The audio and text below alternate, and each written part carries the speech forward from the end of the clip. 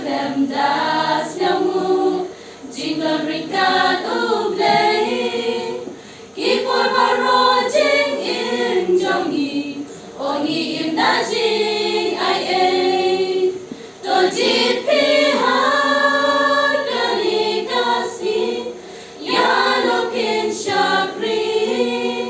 na jing lom rau kari ijit they day balam lenti haba jing taker hai na shem men sim to ai kan rai manalem ba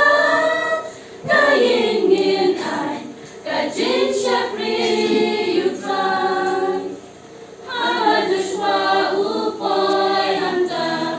reaching kular uplay shangat le jing don ringkat men sim kadap kashlei hoy uyo iki play tala en banduan utay yung pulis rapi don nem kajing siyaw nguya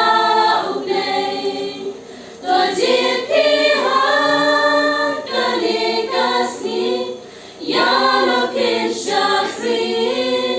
na jing lom rau kari ijin they play balam lenti haba jing daker hai na shem men sim to ai kan rai manalem ba kaying in ai ka jing shakri you try haba gi phai jing ya lenti king ki sem jongi bul sim ni mat ki jing tenju kumban bakla lenti henry ublay shem ino ki jing ter kungi mam kali jing pi lenti ublay haba bri shem kula to jit pi hai kanikasni yalokin shakri na jing lom rau kari ijin they play balam lenti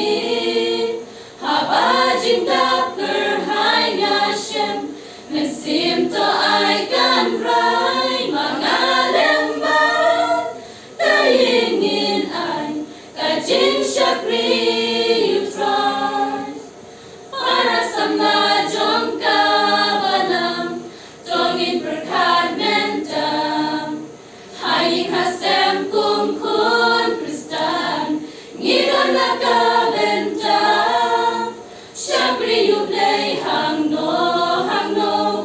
kakam kadon kerhai nilangi jit ki jing snopha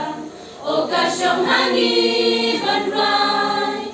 to jit pi hai kanikasni yalokin shakri na jing lom rau kari ijin they play balam lenti haba jing daker hai na shem men sim to ai kan rai mangalem ba kaying in ai ka jing shakri you try manalem ba kaying in ai ka jing shakri